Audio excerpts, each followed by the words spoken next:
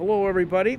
I'm sorry I can't be there to say hello in person, but I don't travel anymore because of health reasons, and I never leave my wife, so I have to use the video that Doug and his daughter Eve are kind enough to make so I can say hello and wish you a very happy reunion.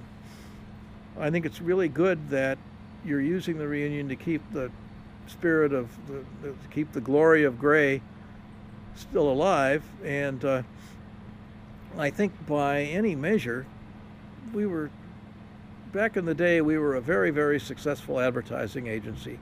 We were one of the biggest agencies in Los Angeles, and in 180 offices of Gray around the world, we were in the top 10 in profitability. So by any measure, we did very well, and you all were the ones that were responsible for that.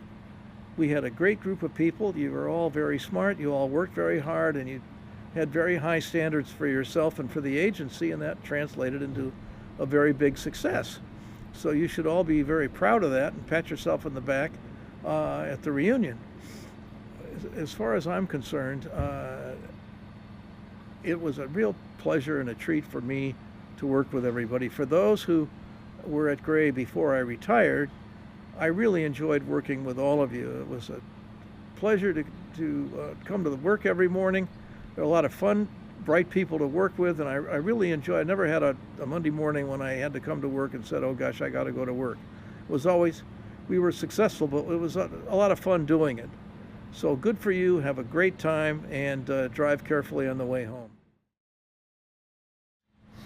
Bob cared a great deal about the agency. He could be a little eccentric from time to time, and with his sayings and solid man, solid tie, and penny saved is a penny earned.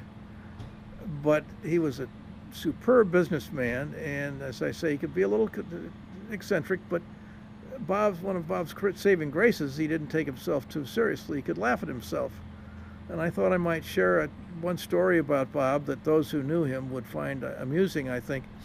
We were after a piece of new business, and we found out there was a guy who could give us some help and give us the inside scoop on how to get the client.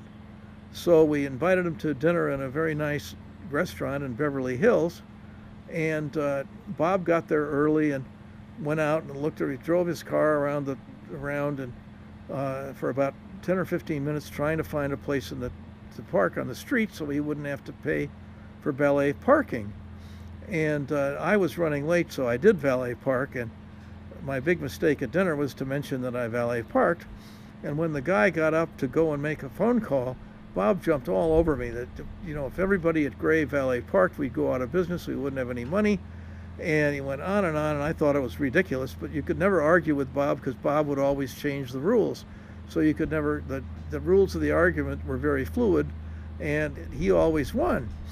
So, I didn't worry much about it. I came into the office next day, and Bob came by my office, and apparently he had parked about 3 or 4 blocks away to find a cheap parking place. He parked on a dead-end street. It was very dark. When he got back from dinner, he found that his car had been broken into. The inside was completely trashed, and everything that was in it was stolen. So Bob saved us $5, but it cost him a bundle. I hope you all have a terrific time at the reunion and drive safely on the way home.